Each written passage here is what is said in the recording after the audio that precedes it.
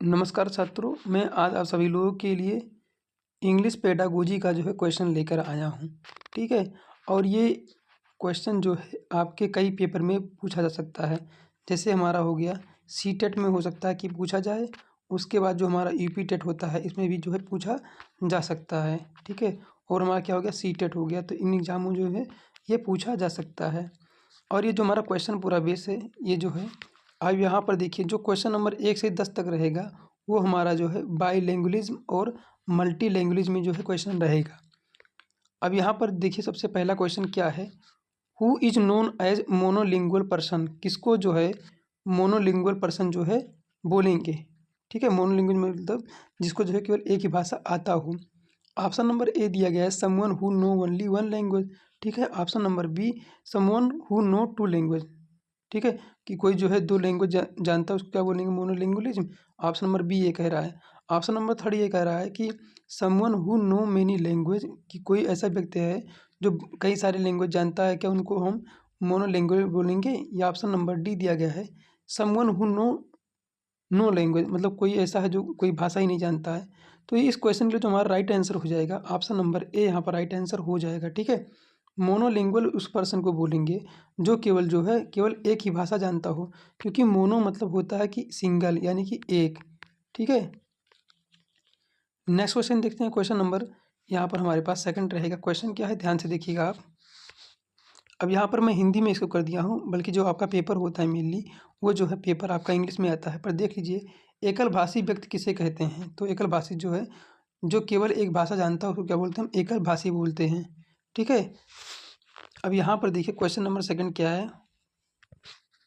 What is बाईलिंगुअलिज्म। बाईलिंगुअलिज्म क्या है, knowing one language, केवल एक ही भाषा जानता हो। या option number B knowing two language. या option number C knowing three language. या option number D knowing many language. तो देखिए, जो दो भाषा जानता है उनको क्या बोलते हैं, बाई लैंग्वेज बोलते हैं। ठीक है। ऑप्शन नंबर बी यहाँ पर राइट आंसर हो जाएगा। नेक्स्ट क्वेश्चन देखते हैं। क्वेश्चन अब यहाँ पर बोला है कि द्विभाषावाद क्या है। तो द्विभाषावाद उसको बोलेंगे जो दो भाषाओं को जानता हो उसको बोलेंगे। नेक्स्ट क्वेश्चन देखते हैं। यहाँ पर क्वेश्चन नंबर थर्ड रहेगा। क्वेश्चन देखिएगा ध्यान से, क्या है, सब्ट्रैक्टिव बाईलिंगुअलिज्म अकर व्हेन। कह रहा है सब्ट्रैक्टिव बाईलिंगुअलिज्म कब होता है। ऑप्शन नंबर ए यहाँ पर दिया गया है L2 is added without affecting L1। Option number B L2 replace L1। Option number C both L1 and L2 develop equally. या ऑप्शन नंबर डी दिया गया है L1 इज फॉरगेट कम्प्लीटली। तो देखिए, जो सब्ट्रैक्टिव बाईलिंगुअलिज्म होता है ये इसमें क्या होता है कि L2 जो लैंग्वेज रहता है यानी कि लैंग्वेज 2 हमारा जो रहता है वो कम्प्लीटली L1 को हटा देता है। ठीक है। L1 हमारा क्या हो जाएगा, जो उसका जो क्षेत्रीय भाषा रहता है इसको कम्प्लीटली हटा देता है और कोई नया लैंग्वेज L2 में जुड़ जाता है। ठीक है। इसको बोलते हैं हम सब्ट्रैक्टिव, मतलब कि एक को पूरी तरीके से हटा दिए हैं। तो यानी कि L1 लैंग्वेज हमारा यहाँ हट जाएगा और ये जुड़ जाएगा हमारा L2। नेक्स्ट क्वेश्चन देखते हैं। क्वेश्चन नंबर यहाँ पर 4 रहेगा। अब यहाँ फिर से वही क्वेश्चन जो हिंदी में दिया है, क्या दिया है देखिए ध्यान से, घटाव द्विभाषावाद तब होता है जब, इसमें क्या होता है कि दूसरी भाषा पहली भाषा का स्थान ले लेती है। इसी को बोलते हैं हम बाई लैंग्वेज बोलते हैं। ठीक है। या सब्ट्रैक्टिव, इसको क्या बोलते हैं, घटाव द्विभाषावाद बोलते हैं। ठीक है। नेक्स्ट क्वेश्चन देखते हैं। यहाँ पर क्वेश्चन नंबर यहाँ पर आपके सामने 4 रहेगा और क्वेश्चन क्या है देखिएगा ध्यान से, एडेटिव बाईलिंगुअलिज्म इज करेक्टराइज बाई। ठीक है। इसमें से कौन सा एडेटिव बाईलिंगुअलिज्म का करेक्टर होगा। ऑप्शन नंबर ए दिया गया है लॉस ऑफ L1, यानी कि L1 लैंग्वेज को भूल जाए। ऑप्शन नंबर बी दिया गया है L2 is learn while L1 continue to develop. कह रहा है L2 अभी सीख रहा है और L1 अपना कंटिन्यू डेवलप हुआ है। ठीक है। जो उसका वहाँ पर उसका क्षेत्र में जो लैंग्वेज बोला गया उसको अभी सीख लिया है उसको प्रॉपर। ठीक है। और L2 अभी सीख रहा है। अब यहाँ पर question number option number third है mixing L1 and L2 randomly. ठीक है। ऑप्शन नंबर डी है कि इग्नोरिंग L1 कम्प्लीटली। तो देखिए, इस क्वेश्चन के लिए जो हमारा एडेटिव बाईलिंगुअलिज्म होता है इसमें क्या होता है कि L2 इज लर्न, दूसरी भाषा को सीखा जाता है, बल्कि L1 तो हमारे अंदर तो पहले से ही डेवलप रहता है। ठीक है। एडिटिव बाईलिंगुअलिज्म मतलब कि क्या हुआ कि L2 हम सीख रहे हैं और L1 जो हमारे अंदर पहले से डेवलप है। ठीक है। अब L1 हमारा क्या हो जाएगा, जो हमारा रीजनल लैंग्वेज हो जाएगा। ठीक है। ये हमारा क्या हो जाएगा, रीजनल लैंग्वेज हो जाएगा। ठीक है। और ये जो है कोई भाषा हो सकता है, ठीक है, तमिल हो सकता है तमिल हो, या हो सकता है हिंदी ही हो, ठीक है, या हो सकता है कि इंग्लिश हो, कोई भी लैंग्वेज EL2 में आ सकता है, ठीक है, फ्रेंच हो सकता है, चाइनीज़ हो सकता है, कुछ भी हो सकता है, ठीक है। नेक्स्ट क्वेश्चन देखते हैं यहाँ पर ध्यान से। क्वेश्चन नंबर यहाँ पर 5 रहेगा, पर यहाँ पर जो हिंदी में लिखा है इसको भी देखिए कि योगात्मक द्विभाषावाद की विशेषता है। तो विशेषता यही है कि भैया दूसरी भाषा सीखना जबकि पहली भाषा विकसित होती रहती है, ठीक है, वो तो अपना होती रहती है क्योंकि हम जानते हैं रीजनल लैंग्वेज अपना ना। अब यहाँ पर देखिए क्वेश्चन नंबर 5 क्या दिया गया है, साइमल्टेनियस बाईलैंग्वेज मीन्स। साइमल्टेनियस बाईलैंग्वेज का मतलब क्या होता है, देखिए इस पेपर का जो हिंदी में नहीं आएगा, ठीक है, तो ये मत प्रयास करिए कि हमको जो है इसका आंसर जो है हिंदी में बार बार देखना है।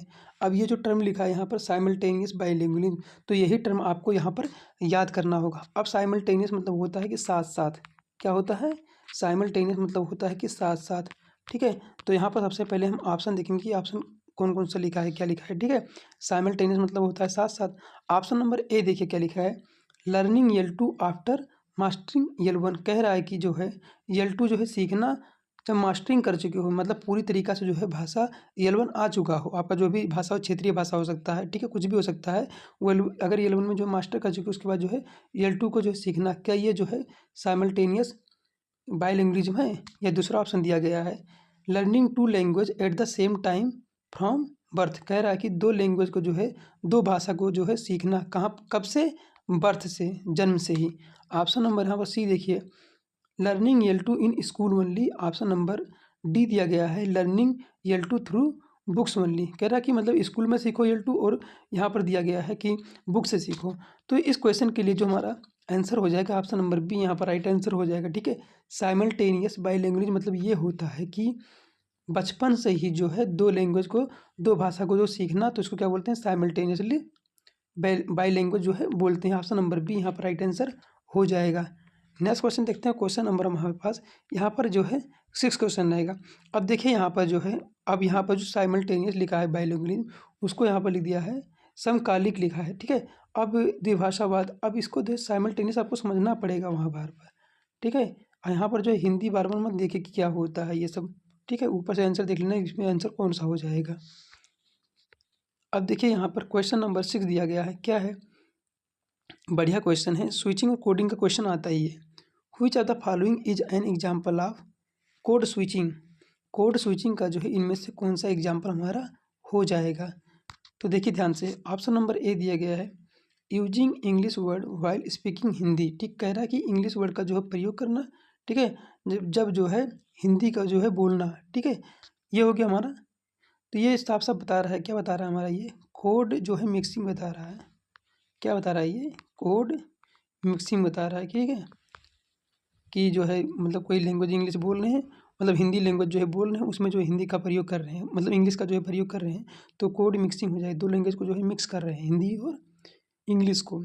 ऑप्शन नंबर बी दिया गया है, changing from formal Hindi to informal Hindi within the same conversation.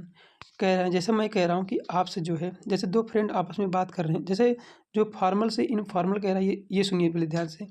जैसे मैं टीचर से जब बात करूँगा तो समझो कि अच्छे तरीके से बात करूँगा, ये फॉर्मल लैंग्वेज होगा, ठीक है। और इनफॉर्मल लैंग्वेज हम कब बात करेंगे, जब हम जो है दोस्त से बात करेंगे। तो इनफॉर्मल जो है कन्वर्सेशन में, मतलब मेरे और मेरे दोस्त के बीच में इनफॉर्मल कन्वर्सेशन ही होगा। जैसे टीचर से बात करूँगा मान लो हिंदी में, तो हाँ सर ये सब्जेक्ट हमारा जो है पूरा हो गया है, अगला सब्जेक्ट जो है हम इतने दिन में जो है कंप्लीट कर लेंगे। हाँ सर इस क्वेश्चन का जो है आंसर बहुत मतलब ये होता है, ठीक है। अब दोस्त से क्या पूछे, थोड़ा सा देहाती में बोल देंगे, हाँ यार एक काम करे रहना, मैं पता है, और मैं पता है कि 3-4 दिन में जो है काफ़ी कंप्लीट हुई है। तो ये इनफॉर्मल लैंग्वेज होगी आपस में जो बात की दोस्त से, ठीक है, इसको बोलते हैं इनफॉर्मल लैंग्वेज। तो इस क्वेश्चन के लिए जो कोड स्विचिंग होता है कि मतलब एक भाषा जो है दूसरे भाषा में पूरी तरह जो है उतर जाना, ठीक है, उसको क्या बोलते हैं, कोड स्विचिंग, मतलब स्विच कर देना उसको। ऑप्शन नंबर बी यहाँ पर राइट आंसर हो जाएगा।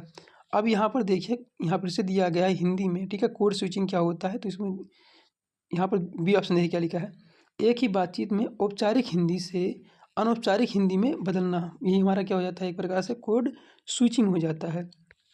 नेक्स्ट क्वेश्चन देखते हैं, क्वेश्चन नंबर हमारे पास यहाँ पर क्वेश्चन नंबर 7 है, बढ़िया क्वेश्चन, ये भी कोड मिक्सिंग से है। कह रहा है कोड मिक्सिंग इन्वॉल्व, इनमें से जो है कौन सा कोड मिक्सिंग में इन्वॉल्व होगा। ऑप्शन नंबर ए दिया गया है, ध्यान से देखो। ये हमारा क्या हो जाएगा, complete shifting from one language to another language. ठीक है, क्या हमारा ये कोड मिक्सिंग होगा? नहीं होगा। हमारा क्या हो जाएगा, ये कोड स्विचिंग हो जाएगा। ठीक है, एक लैंग्वेज से जो है दूसरे लैंग्वेज में कंप्लीटली शिफ्ट हो जाना, उसको क्या बोलेंगे, कोड स्विचिंग बोलेंगे। अब देखिए option number B, mixing word और phrasal from two language in a single utterance. कह रहा है कि जो है वर्ड और फ्रेज को जो है यूज करना, ठीक है, मिक्स करना उसी में आपस में दो लैंग्वेज को। तो जब दो लैंग्वेज को आपने मिक्स कर दिया, मिक्सिंग लिखा है, तो क्या बोलेंगे, इसको कोड मिक्सिंग ही बोलेंगे। ठीक है, जब जो है दो लैंग्वेज को आपस में मिक्स कर देंगे एक भाषा में, तो क्या बोलेंगे, इसको हम कोड यहाँ पर मिक्सिंग बोल देंगे। ऑप्शन नंबर बी यहाँ पर राइट आंसर हो जाएगा। नेक्स्ट क्वेश्चन देखेंगे, क्वेश्चन नंबर 8। यहाँ पर देखिए हिंदी में भी लिखा है, क्या लिखा है इसमें देखिए, कोड मिक्सिंग में शामिल है। तो एक ही वाक्य में दो भाषाओं के शब्दों या वाक्यांशों का क्या करना, मिश्रण करना, तो क्या हमारा हो जाएगा कि ये कोड मिक्सिंग हो जाएगा। नेक्स्ट क्वेश्चन देखते हैं, क्वेश्चन नंबर हमारे पास रहेगा 8। क्वेश्चन क्या है देखिए ध्यान से, which of the following is not A form of language. इनमें से जो है कौन सा लैंग्वेज का जो यानी कि भाषा का जो है फॉर्म नहीं है। ठीक है, ऑप्शन नंबर ए दिया गया है oral language, option number B यहाँ पर दिया गया है written language, option number C यहाँ पर दिया है sign language, option number D दिया गया है साइलेंट लैंग्वेज। तो हमारा इस क्वेश्चन के लिए जो हमारा राइट आंसर हो जाएगा, ऑप्शन नंबर डी यहाँ पर राइट आंसर हो जाएगा। ठीक है, साइलेंट लैंग्वेज जो हमारा होता है, ये इसमें जो हमारा एडिटिव नहीं होता है ना। ठीक है, लैंग्वेज का जो है ये हमारा भाग नहीं होता, बाकी जितने भी दिए गए हैं ओरल, रिटन और साइन, ये सभी जो हमारे भाग होते हैं किसके, हमारे लैंग्वेज के। नेक्स्ट क्वेश्चन देखते हैं, क्वेश्चन नंबर यहाँ पर इसका हिंदी देख लीजिए, निम्नलिखित में से कौन सी भाषा का रूप नहीं है। तो हमारा जो मौन होता है, साइलेंट मतलब होता है मौन भाषा, ये प्रकार से जो है ये नहीं होता है भाषा का रूप। नेक्स्ट क्वेश्चन देखते हैं, पर आपका जो मेनली फोकस होना चाहिए वो जो है आपका इंग्लिश पर होना चाहिए। ठीक है, क्योंकि आप इंग्लिश है तो भाई इंग्लिश में ही पेपर आएगा ये। ठीक है, केवल इंग्लिश है तो इंग्लिश में पेपर आएगा, कहने मतलब है इंग्लिश का पेपर केवल। नेक्स्ट क्वेश्चन देखते हैं, क्वेश्चन नंबर हमारे पास रहेगा 9। क्वेश्चन क्या है देखिए ध्यान से, which statement best describe A dialect. ठीक है, इसमें से जो है कौन अच्छे तरीके से डिस्क्राइब कर रहा है डायलेक्ट को। ऑप्शन नंबर ए दिया गया है एक completely different language, option number B a regional variation of language, option number C दिया गया है a written form of language, या option number D a language use only by scientist. जो हमारा डायलेक्ट होता है ये क्या होता है कि ए regional variation of a language. ठीक है, किसी एक क्षेत्र में जो बोली जाती है भाषा, उसको हम क्या बोलते हैं, डायलेक्ट बोलते हैं। किसी एक क्षेत्र में जो है भाषा बोली जाती है उसको क्या बोलते हैं, हम डायलेक्ट बोलते हैं। ऑप्शन नंबर बी यहाँ पर राइट आंसर हो जाएगा। आपको जो टर्म याद करना है वो डायलेक्ट याद करना है। ठीक है, अभी इसका मीनिंग देखना कि क्या होता है, नीचे भी हिंदी में लिखा है, तो आपको जो याद करना है वो डायलेक्ट याद करना है। नीचे देखते हैं इसके जो हिंदी में हमारा ट्रांसलेशन है उसका लिखा है, यहाँ पर देखिएगा, भाषा के क्षेत्रीय रूप किसे कहते हैं। अब देखो बिल्कुल बदल गया ना, यहाँ पर हिंदी में आ गया। तो भाषा के क्षेत्र, किसी भाषा का क्षेत्रीय रूप उसको क्या बोलते हैं, भाषा का क्षेत्रीय रूप उसी को बोलते हैं। ठीक है, यानी किसी क्षेत्र में जो है कौन सी भाषा का जो है प्रयोग किया जा रहा है उसी को हम बोलते हैं क्या, डायलेक्ट बोलते हैं, भाषा के क्षेत्रीय रूप बोलते हैं उसको। नेक्स्ट क्वेश्चन देखेंगे, क्वेश्चन नंबर हमारे पास रहेगा 10। तो क्वेश्चन नंबर 10 क्या है ध्यान से देखो, the study of sound system in language is called. जब साउंड सिस्टम का जो है लैंग्वेज में जब अध्ययन करते हैं तब क्या बोलते हैं। ठीक है, आपको इंग्लिश वाले ही मेनली देखना, मैं बार बार बोल रहा हूँ। ठीक है, मैं भी ट्रिक बता रहा हूँ इसके लिए। ऑप्शन नंबर देखिए मार्फोलॉजी दिया है, ऑप्शन नंबर बी दिया है फोनोलॉजी, ऑप्शन नंबर सी दिया गया है सिंटेक्स, ऑप्शन नंबर डी दिया गया है सिमेंटिक। तो जो हमारा साउंड सिस्टम होता है, ठीक है, साउंड मतलब समझो कि फ़ोन से हम थोड़ा कनेक्ट कर लेंगे, तो इस क्वेश्चन के लिए हमारा जो राइट आंसर होता है उसको बोलते हैं phonology. Phonology is the study of sound system in a language, option number B यहाँ पर राइट आंसर हो जाएगा। ठीक है, साउंड सिस्टम जब भी देगा तो हमारा फोनोलॉजी हो जाएगा। ठीक है, नेक्स्ट क्वेश्चन देखते हैं, क्वेश्चन नंबर 11 रहेगा। देखिए भाषा की ध्वनि प्रणाली का अध्ययन क्या कहलाता है। तो ध्वनि प्रणाली को क्या बोलते हैं, ध्वनि विज्ञान बोलते हैं। पर आपको जो है उसमें आपको जो है वहाँ पर इंग्लिश में जो है मिलेगा पेपर, वहाँ पर ध्वनि विज्ञान नहीं मिलेगा। ठीक है, तो वहाँ पर जो है आपको करना रहेगा ध्वनि विज्ञान, वहाँ पर नहीं मिलेगा आपको, वहाँ पर साउंड लिखा रहेगा, तो उसको जो है फोनोलॉजी जो है आप तैयार कर लीजिए। नेक्स्ट क्वेश्चन देखते हैं, क्वेश्चन नंबर यहाँ पर 12 रहेगा। क्वेश्चन नंबर 11 रहेगा, पर जो ये हमारा क्वेश्चन रहेगा, ये हमारा क्वेश्चन रहेगा language environment and linguistic term. ठीक है, यानी कि भाषा का वातावरण और लिंग्विस्टिक टर्म कौन कौन से होते हैं उनके बारे में यहाँ पर क्वेश्चन रहेगा। क्वेश्चन नंबर 11 है a language rich environment include. इनमें से जो है कौन सा लैंग्वेज रिच इन्वायरमेंट इंक्लूड होगा, ठीक है। यानी कि भाषा समृद्ध जो है इन्वायरमेंट, इनमें से कौन सा इंक्लूड होगा। समृद्ध मतलब जो है जहाँ अच्छे तरीके से भाषा जो है उससे हम सीख सकते हैं, ग्रहण कर सकते हैं, एक्विजिशन कर सकते हैं, ठीक है। तो इस क्वेश्चन में जो हमारा यहाँ पर ऑप्शन नंबर ए दिया गया है ओनली क्लासरूम टीचिंग से, ठीक है। या ऑप्शन नंबर बी दिया गया TV newspaper sign and every conversation से। Option number C language lab only. Option number D none of the above, ठीक है। तो देखिए जो हम लैंग्वेज इन्वायरमेंट जो सीख पाते हैं, ठीक है, लैंग्वेज रिच इन्वायरमेंट जो सीख पाते हैं वो जो हमारा जो सीखने का जो जरिया हो सकता है वो टीवी भी हो सकता है, न्यूज़पेपर भी हो सकता है यानी कि समाचार पत्र भी हो सकता है, साइन भी हो सकता है, या हमारा जो है एवरीडे जो कन्वर्सेशन करते हैं ये भी हमारा हो सकता है, ठीक है। तो इस क्वेश्चन के लिए जो हमारा राइट आंसर हो जाएगा ऑप्शन नंबर बी यहाँ पर राइट आंसर हो जाएगा। नेक्स्ट क्वेश्चन देखते हैं। क्वेश्चन नंबर यहाँ पर हमारा 12 रहेगा, पर देखिए यहाँ पर हिंदी लिखा है, पर हिंदी को जो है आपको ज़्यादा ध्यान नहीं देना है। यहीं पे लिखा है भाषा समृद्ध वातावरण में शामिल है, तो टीवी है, समाचार पत्र है, संकेत है, रोज़मर्रा की जो हम बातचीत करते हैं आपस में, ये हो जाएगा। नेक्स्ट क्वेश्चन देखते हैं। यहाँ पर क्वेश्चन नंबर हो गया यहाँ पर 12। क्वेश्चन नंबर 12 क्या है, ध्यान से देखो। Which are the following is not a consider language rich environment. इनमें से जो है किसको हम भाषा समृद्ध वातावरण जो है नहीं समझेंगे, ठीक है, नहीं माना जाएगा। ऑप्शन नंबर ए यहाँ पर दिया गया है advertisement on billboard. Option number B conversation at home. Option number C a dedicated language laboratory, या ऑप्शन नंबर डी दिया गया है स्ट्रीट साइन। तो जो हमारा डेडिकेटेड लैंग्वेज लेबोरेटरी होता है इसको जो है लैंग्वेज रिच इन्वायरमेंट जो है नहीं माना जाता है, ठीक है। ऑप्शन नंबर सी यहाँ पर राइट आंसर हो जाएगा। नेक्स्ट क्वेश्चन देखेंगे। क्वेश्चन नंबर हमारे पास रहेगा 13।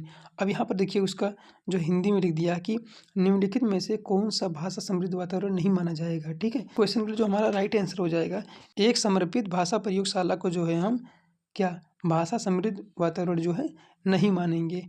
नेक्स्ट क्वेश्चन देखें। बाकी अगर हम देखें यहाँ पर कि होर्डिंग के जरिए भी जो विज्ञापन लिखा होता है तो उसको हम मान सकते हैं ना कुछ तो उसको जो है सीखने से मिलता ही है ना। भले ही वहाँ पर विमल का प्रचार हो रहा है, अजय देवगन साहब वो कर रहे हो, वो अलग चीज़ है, ठीक है। घर पर जो बातचीत करते हैं इससे कुछ ना कुछ तो हमको इन्वायरमेंट मिलता है, ठीक है।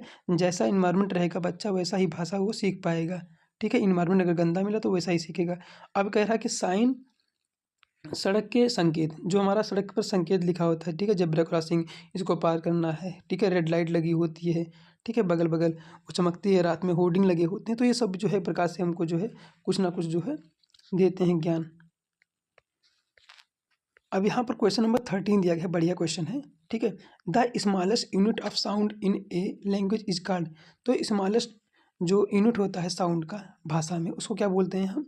ऑप्शन नंबर ए दिया गया मॉर्फिम बोलते हैं, ऑप्शन बी यहाँ पर दिया फोनीम बोलते हैं, ऑप्शन सी दिया सिंटेक्स, ऑप्शन नंबर डी दिया है लक्ष्मी। तो देखिए जो हमारा यहाँ पर साउंड बोले थे ना आपसे, तो फट से फोनीम पकड़ लेना, वहाँ पर फोनोलॉजी था, ठीक है, लैंग्वेज के लिए। तो हमारा क्या हो जाएगा, हमारा फोनीम हो जाएगा, ठीक है। जो हमारा साउंड का जो मतलब सबसे छोटा इकाई होती है हमारा क्या बोलते हैं उसको फोनीम बोलते हैं। नेक्स्ट क्वेश्चन देखते हैं ध्यान से। क्वेश्चन नंबर देखिए, क्वेश्चन नंबर यहाँ पर 13 है। देखिए वही क्वेश्चन रिपीट हो रहा है, भाषा में ध्वनि की सबसे छोटी इकाई। तो ध्वनि की सबसे छोटी इकाई क्या बोलते हैं हम, ध्वनि बोलते हैं। ऑप्शन नंबर बी यहाँ पर राइट आंसर हो गया हमारा, ठीक है। क्वेश्चन नंबर यहाँ पर देखेंगे 15। टोटल हमारे पास जो है यहाँ पर 14 है। क्वेश्चन नंबर क्या है, मार्फोलॉजी डील विथ। मार्फोलॉजी जो है किसके साथ डील करता है, तो वर्ड फॉर्मेशन और स्ट्रक्चर के साथ जो हमारा मार्फोलॉजी डील करता है। ऑप्शन नंबर बी यहाँ पर राइट आंसर हो जाएगा। नेक्स्ट क्वेश्चन देखेंगे। क्वेश्चन नंबर हमारे पास रहेगा यहाँ पर 14, फिर से देख लीजिए, हिंदी में लिखा है कि आकृति विज्ञान किससे संबंधित है। तो आकृति विज्ञान हमारा शब्द निर्माण से और उसकी संरचना से जो है संबंधित हो जाएगा। नेक्स्ट क्वेश्चन देखेंगे। क्वेश्चन नंबर हमारे पास रहेगा यहाँ पर 15। अब देखिए question, smallest meaningful unit of language, ठीक है, मीनिंगफुल लैंग्वेज ऑफ यूनिट बोल रहा है आपसे, ठीक है, जिसका कोई मीनिंग निकले तो उसको बोलते हैं, क्या बोलते हैं हम, मॉर्फिम बोलते हैं, ठीक है। जिसका मीनिंगफुल मतलब कोई मीनिंग निकले जो ही बोला जाए तो उसको बोलते हैं मॉर्फिम बोलते हैं। ऑप्शन नंबर बी यहाँ पर राइट आंसर हो जाएगा। तो टोटल जो हमारे पास यहाँ पर 15 क्वेश्चन थे। आई होप कि क्वेश्चन जो है बढ़िया लगे होंगे, ठीक है। इन क्वेश्चन को जो है करिए, और ये हमारा इंग्लिश के लिए जो है इंपॉर्टेंट क्वेश्चन हो जाता है, ठीक है। ये जो smallest meaningful unit of language बताए हैं, ठीक है, और वहाँ पर जो है साउंड बताए थे, वो जो है बहुत इंपॉर्टेंट है। साउंड में देखना कि वहाँ पर जो फोनिम लिखा होगा, ठीक है, और इसमें जो मीनिंगफुल जिसका कोई मतलब निकले, ठीक है, मीनिंगफुल अगर यूनिट बोले भाषा का तो हमारा वो मॉर्फिम हो जाएगा।